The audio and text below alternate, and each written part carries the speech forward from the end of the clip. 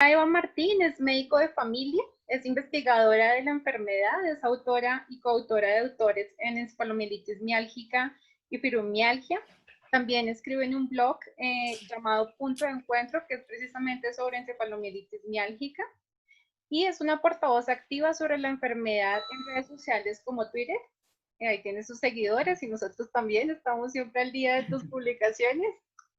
Entonces, bueno, pues empecemos. Si quieres, es la primera tú, Sebastián. Listo.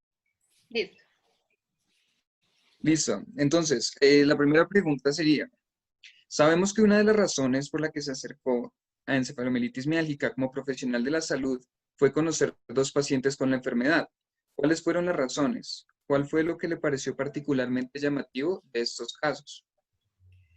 Pues sí, el inicio tuve dos pacientes, uno era una paciente de mi consulta y otro era un familiar. Eran dos pacientes jóvenes que tenían una afectación severa y la verdad es que yo las veía muy limitadas y no sabía muy bien a qué achacarlo. Entonces, lo que más me frustraba es que valorara cualquier posibilidad, todas las pruebas que les iba haciendo eran normales y no acababa de entender por qué tenían esos síntomas. Estuvimos, pues como la mayoría de los pacientes, estuvimos 3 años hasta que llegamos al diagnóstico y cuando llegamos, pues realmente la idea o lo que yo había aprendido sobre lo que era la encefalomielitis miálgica, pues era muy diferente a lo que yo tenía delante y eso es lo que más me llamó la atención. Doctora, Y de ahí pues yo empecé a estudiar sobre la enfermedad y a formarme. listo. Me gustaría que me contaras un poco, o nos contaras más bien, cuál fue el contraste del aprendizaje previo a la enfermedad con lo que descubriste en la práctica con estas pacientes. Pues el contraste, cuando yo empecé a estudiar a estas pacientes, ibas buscando alguna enfermedad o autoinmune o alguna enfermedad neurológica severa. Entonces, cuando la primera vez que me dijeron, mira, lo que tiene, porque lo diagnosticó otro profesional, yo no conocía la enfermedad, cuando me dijeron, lo que tienen es, en aquel momento me dijeron el término síndrome de fatiga crónica.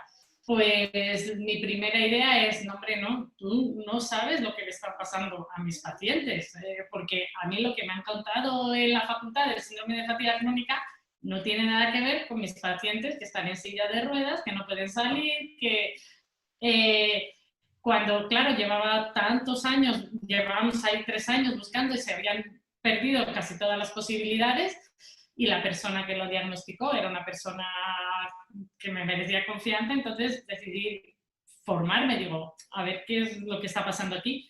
Claro, cuando vi la realidad de la enfermedad, pues lo que dije, ¿por qué nadie me lo ha contado así? Porque estos 3 años me los podía haber evitado. Es la frustración, pruebas innecesarias, la incertidumbre. Entonces, a raíz de ahí también pensé que era importante divulgar y hacer ver todos los conocimientos que había y que la formación que nos daban no era adecuada. Claro. ¿Y podrías contarnos sobre el origen y el objetivo de tu blog Punto de Encuentro? Pues un poco empezó por eso. Empezó porque cuanto más veía, más pacientes veía, más severa me parecía la enfermedad, más evidencia científica. Entonces pensé que alguien tenía que pondría mi granito de arena, que era muy importante formar a los médicos y luego, por otra parte, claro, los pacientes se sienten incomprendidos, hay mucha frustración y la relación médico-paciente en esta enfermedad se ha perdido totalmente. Y si queremos realmente avanzar o queremos ayudar, tenemos que lograr otra vez ese vínculo. Entonces lo creé un poco intentando que fuera fácil de entender para pacientes, pero con rigurosidad científica para intentar atraer al personal también sanitario y encontrar un punto de unión para restablecer ese vínculo médico-paciente. Esa fue mi idea y la verdad es que pues empecé un poco para ver qué pasaba y realmente pues estoy muy contenta de que la gente lo lea y de que sirva de ayuda. Sí, es súper interesante. Sí. Ok, ¿en qué consiste la encefalomielitis miálgica? ¿Qué es? Pues la encefalomielitis miálgica es una enfermedad neurológica, está codificada como tal, pero es de lo que los médicos llamamos de afectación multisistémica. No solo afecta al sistema nervioso, sino que afecta pues, a distintos órganos y aparatos. Afecta sobre todo al sistema inmune, al sistema neurológico y al sistema metabólico.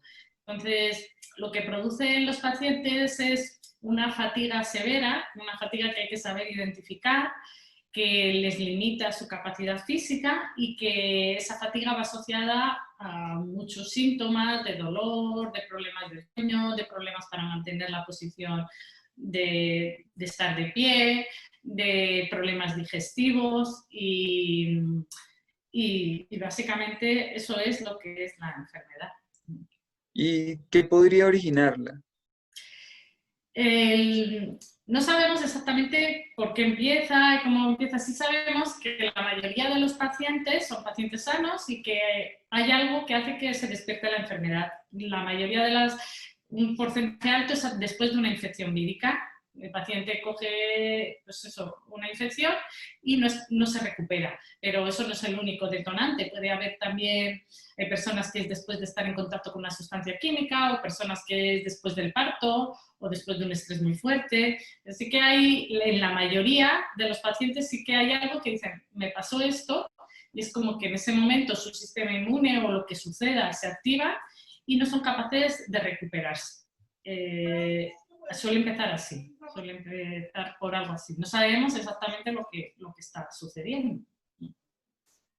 ¿Cuál sería el pronóstico?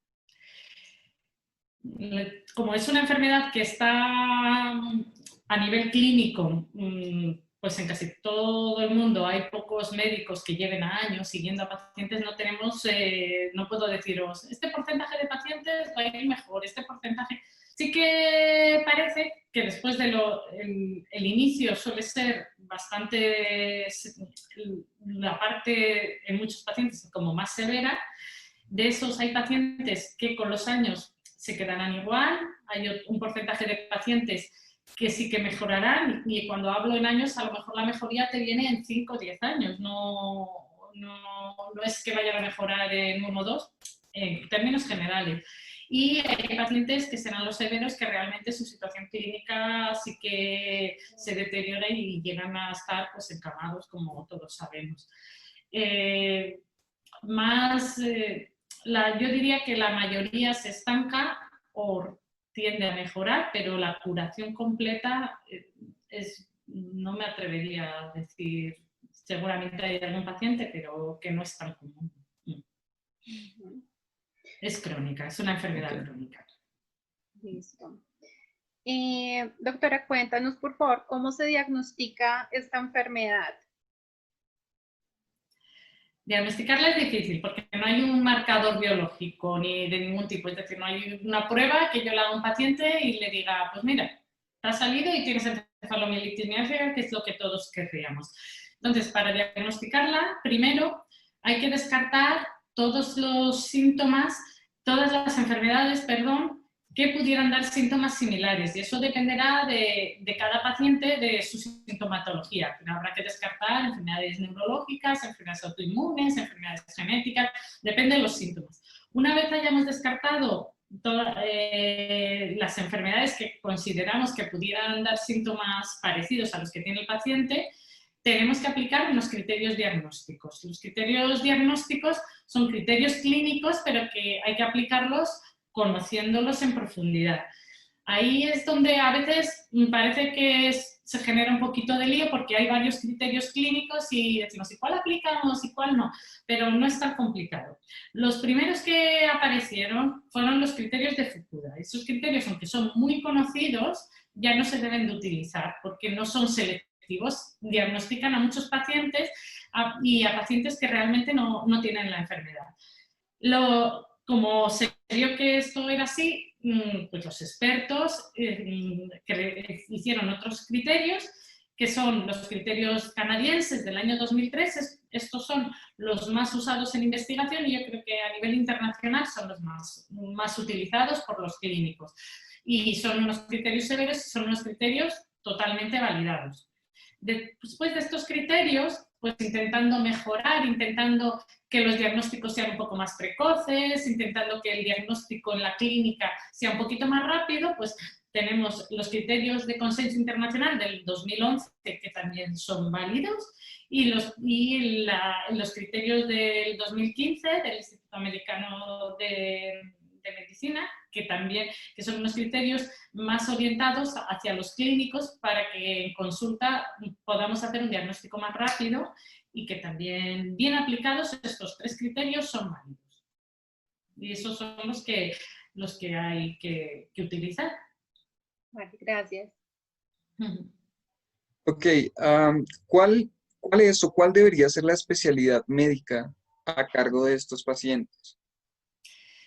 Pues, como os he comentado, que afecta a distintos órganos y aparatos, bajo mi punto de vista, no solo una especialidad tiene que conocer la enfermedad, tiene que ser una enfermedad conocida por distintas especialidades, porque sobre todo al principio, antes de diagnosticar al paciente, necesitaremos la opinión de distintos especialistas. Bajo mi punto de vista es básico que neurología, medicina interna, reumatología, incluso digestivo también, son especialidades que deben conocer en profundidad la enfermedad para poder diagnosticar correctamente.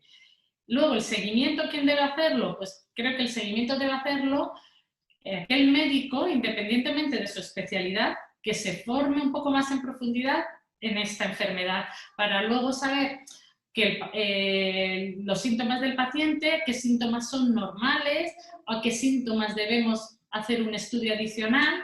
Y creo que básicamente pues eso puede ser, pero creo que los que deberían estar más implicados: neurología, medicina interna, digestivo y reuma, y medicina de familia, que soy yo, pues para hacer el seguimiento, ellos o cualquier otro, pero todos vinculados, porque en un momento dado, si hay algún síntoma nuevo o desconcertante, necesitarás una opinión de un neurólogo, de un internista, y todos tenemos que trabajar en común.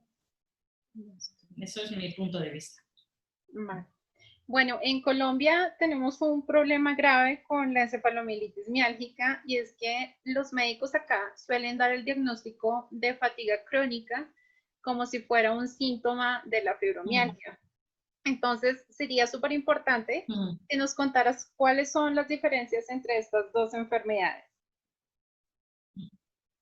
Sí, a ver, fibromialgia y encefalomielitis miálgica son dos enfermedades que son muy severas, que comparten muchos síntomas y que por eso a veces es difícil de diferenciarlos. Diferenciarlas es importante, bajo mi punto de vista, por 2 cosas. Primero, porque así le ofrecerás al paciente el mejor tratamiento para él, y por otra parte, para clasificar bien en investigación, o clasificamos bien a los pacientes o tampoco vamos a poder avanzar. Entonces, la fibromialgia tenemos que saber que es la enfermedad del dolor por excelencia, y no cualquier dolor, es un dolor severo, y a ese dolor se le asocian otros síntomas, que entre ellos puede ser la fatiga. Y la encefalomielitis miálgica es la enfermedad de la fatiga por excelencia, pero no lo mismo, no una fatiga cualquiera, una fatiga limitante. Y a esa fatiga se le asocian síntomas, y uno de ellos puede ser el dolor. El problema es cuando estamos ante un paciente que tiene dolor y fatiga, pues debemos discriminar si tiene una enfermedad, si tiene las dos y cuál es la que tiene. En esos casos, lo que discrimina es lo que llamamos el malestar posesfuerzo o la intolerancia al ejercicio, que es algo es algo que tiene la encefalomielitis miálgica y que es lo distintivo de la enfermedad. Y es el hecho que estos pacientes, el realizar más actividad, tanto física como mental, más allá de sus capacidades, les puede hacer, les puede deteriorar clínicamente y pueden deteriorar su enfermedad. Esa respuesta anómala a la actividad física es la que debemos de buscar en los pacientes, ver si tienen CRAS, estudiarlos, y esa es la diferencia una de las diferencias primordiales. Y entonces definitivamente se puede hablar de diferencias también en los procesos, digamos, metabólicos o bioquímicos que están pasando estos dos tipos de pacientes? ¿Hay explicaciones biológicas diferentes para cada una? A ver, explicar, como no sabes, probablemente sí que comparten cosas. Probablemente el día que sepamos exactamente cuál es el fallo metabólico inmune, probablemente el punto de ataque sea un poco diferente, pero a nivel de investigación, sí que los estudios, es que se han hecho estudios de fibromialgia por un lado, de encefalomielitis miálgica, y poder decir, esto pasa seguro aquí y esto allí, no te puedo decir. Pero sí que es verdad que esa intolerancia al ejercicio, esa respuesta anómala, que sí que se hace en muchos estudios, esa sí que es significativa de la encefalomielitis miálgica. Por eso el manejo de la actividad física es diferente entre unos y otros. Los propios pacientes, así te lo dicen, un paciente con fibromialgia, lo normal, si le haces el hacer ejercicios suaves adaptados a su capacidad física de estiramientos, está claramente contrastado en estudios que le beneficia y le mejora para el dolor. Los pacientes con encefalomielitis miálgica, lo que hay que enseñarles es a su capacidad física, distribuirla y a lo largo del día, porque forzarse a hacer un ejercicio lo que va a hacer es que pueda hacer menos cosas a lo largo del día. No voy a mejorar su enfermedad, incluso puedo llevarlo a casa. No sé si es eso lo que, Sí, lo sí, que pues, es. sí. Ok, ¿podrías hablarnos de esas diferentes presentaciones y grados en los que se presenta la enfermedad? Uno de los problemas es que los pacientes con encefalomielitis miálgica, cada uno son muy diferentes. Tienen la parte de la fatiga en común, pero luego cada cuadro clínico, cada historia, pues son muy diversas. Entonces, esto en investigación lo que se cree es que hay probablemente distintos mecanismos que nos puedan llevar a la misma enfermedad. Para entenderlo, muchas veces pongo el mismo ejemplo. Yo puedo tener un fallo en mi riñón porque mi riñón se ha destruido porque tengo una enfermedad autoinmune, o porque he tenido un tumor, o porque he tenido un infarto. El caso es que cuando yo veo a esos pacientes en que el riñón no funciona, me parecen todos iguales, pero la forma de haberles tratado o la forma de haber evitado su enfermedad es diferente en cada uno. Pues en encefalomielitis miálgica se cree que probablemente pasa lo mismo, que se estima que 3 grupos, que habrá un grupo de más perfil autoinmune, otro grupo de más perfil inflamatorio y probablemente otro grupo que no sabemos muy bien especificar, y que eso es lo que hace que los pacientes nos parezcan diferentes, aunque el efecto final es el mismo, y que si pudiéramos discriminarlos avanzaríamos más en investigación. Por eso se hace tanto hincapié en una recogida de datos minuciosa para, una vez tengamos las muestras de sangre o de los pacientes, podamos reagruparlos, a ver si por grupos conseguimos encontrar ese mecanismo que ha hecho que ese paciente enferme. Por eso es importante una buena recogida y un buen estudio de cada paciente. Y lo de los grados que me preguntan, normalmente se habla pues de 4 grados, lo que sería el grado leve o 1, moderado, severo y muy severo. Y eso se hace en función del grado de limitación.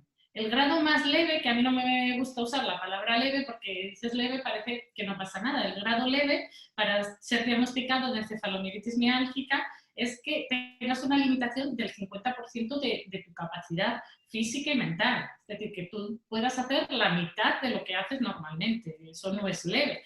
Pero bueno, es el caso, el primer grado sería. Y en el extremo opuesto tendríamos los casos muy severos, serían los pacientes que están encamados en cama. El grado severo sería el que se pasa pues, el 90% en cama, pero sí que puede moverse algo. Y luego, pues entre medias ya sería el moderado. No hay, como es todo un poco estimar el porcentaje de capacidad de cada paciente, no es tan sencillo de graduar. Pero básicamente es eso, el muy severo son inflamados y el grado 1, el que dicen leve, a mí no me gusta usar leve porque de leve tiene poco, sería aquel que tiene una limitación del 50%. Y eso un poco sí que es importante. Yo cuando los pacientes sí me interesa graduarles porque es la única forma de ver la evolución. Pero a veces tienes que graduar el dolor, tienes que graduar por síntomas porque estimar la capacidad física es un poco complicado. Vale. Bueno, esta pregunta es un poquito más técnica. Es si desde el punto de vista biomédico, imaginándonos que le estás explicando esto a un colega, ¿en qué consiste el PEM o la enfermedad posesfuerzo de la encefalomielitis miálgica? A ver, a nivel médico, el malestar posesfuerzo o a nivel de investigación es la parte, si lo puedo decir, más interesante de la enfermedad, porque es lo que es novedoso, es una nueva concepción, una nueva forma de que el cuerpo pueda enfermar, es el que el ejercicio te pueda ir mal, es como que no entra en nuestros conceptos. El problema del malestar posesfuerzo es que es algo que le pasa al paciente, pero que le pasa cuando hace actividad. Luego no se lo vas a poder detectar cuando el paciente está en reposo. Entonces, se han ideado mecanismos para ponerlo de manifiesto, que es hacer que los pacientes hagan pruebas de esfuerzo. Si se hace una prueba de esfuerzo y se le repite a las 24 horas. Entonces, se ha hecho mucha investigación y durante esas pruebas de esfuerzo se ha monitorizado todo lo que la frecuencia cardíaca, la temperatura, la respiración, todo. Y ahí, aunque no podemos decir, tienes, esto es exactamente la causa, sí que vemos lo que le pasa al paciente y sí que podemos entender que se ponga peor. Porque los pacientes, cuando empiezan a hacer actividad física, y sobre todo cuando la repiten a las 24 horas, si lo normal en una paciente, en una persona sana, que es que tu corazón, pues si le pides actividad, aumente la frecuencia cardíaca, tu temperatura sube, se establecen una serie de mecanismos adaptativos a esa actividad. En los pacientes ocurre en muchos casos lo contrario. Entonces, es lógico que si yo me pongo a hacer actividad física y mi corazón no me responde, me voy a poner peor. Es lógico que si mis músculos tienen que recibir más circulación, se deben vasodilatar y no se vasodilata el sistema circulatorio, es lógico que yo no tolere esa actividad. Entonces, de eso ya hay muchos estudios, se ve que sucede y es evidente que la actividad física al paciente responde de forma anómala y es lógico que se ponga peor. Ahora nos toca descubrir por qué ese paciente está en esa situación para poder ponerle un tratamiento, claro. Okay. ¿Cómo debería entonces tratarse la enfermedad? ¿Cuáles son las recomendaciones que como médica familiar le podrías brindar a estos pacientes? A nosotros. Pues lo ideal en cualquier enfermedad es tratar la causa. Tú tienes una faringitis, te pongo el antibiótico y te quito la bacteria que tengas y te curo. Eso, desgraciadamente, aquí no se puede ofertar. Eso no quiere decir que no podamos ayudar al paciente. Lo primero, una vez diagnosticado, es explicarle al paciente y a su familia lo que le sucede.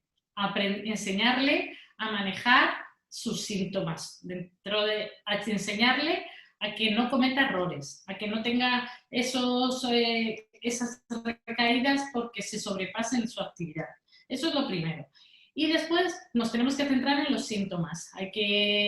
Para intentar mejorarle su dolor, intentar mejorarle los problemas del sueño, es ir por uno por uno con cada síntoma del paciente, ver qué puedo aportarle.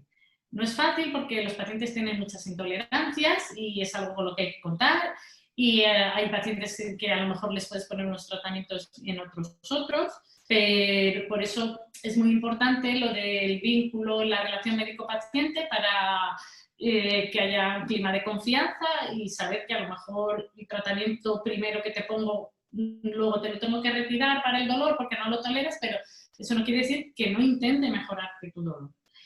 Y es manejar los síntomas por ahora y enseñarle al paciente a manejar, a saber lo que le sucede. Listo. Y doctora, en el caso de los pacientes más afectados, de los casos más severos, que no tienen dificultad para permanecer de pie y en realidad están pues confinados, por decirlo de alguna manera, a estar en cama. ¿Qué opinas? ¿Qué recomendaciones particulares se ofrecen en estos casos? ¿Y qué opinas del uso de silla de ruedas y pensiones de invalidez? Los pacientes severos son los más complicados de tratar y como en porcentaje son menores, pues al final cada médico no tenemos un número afortunadamente demasiado alto. En estos pacientes tan severos sí sería ideal que hubiera unidades o hubiera centros más especializados porque a lo mejor en un momento dado les necesitar un suero o incluso alimentación y porque la situación clínica del paciente te permite poco, porque él está realmente afectado. El uso de silla de ruedas, yo cuando un paciente está limitado lo recomiendo, porque la limitación y el aislamiento social que produce la enfermedad es muy importante y el paciente, si con la silla de ruedas puede salir un poco, pues hay que favorecerlo. Es que además hay muchos pacientes que sin silla de ruedas pues no podrían salir de casa y a lo mejor con la silla se lo permites. O sea, eso ojalá no se necesita, pero a día de hoy es un recurso. Y bueno, pues sí, es que no sé qué más me he preguntado. Recomiendo las sillas de ruedas cuando son necesarias y en los severos pues deberían haber unidades especializadas. Pensiones de invalidez también es algo Y que eso, obvio, son personas que no pueden trabajar y si encima todos necesitamos comer y todos necesitamos, es más, son personas dependientes que si no tienen a nadie que se pueda ocupar de ellos tendrán que contratar a alguien. Las ayudas sociales son básicas porque si no, el paciente que no cuente con ayuda y con apoyo, ese paciente cada vez irá deteriorándose más porque aunque no quiera forzarse una persona que no se puede mover, pues aunque solo sea levantarse a hacerse el desayuno, va a hacer que entre en crash. Eso es básico. Listo.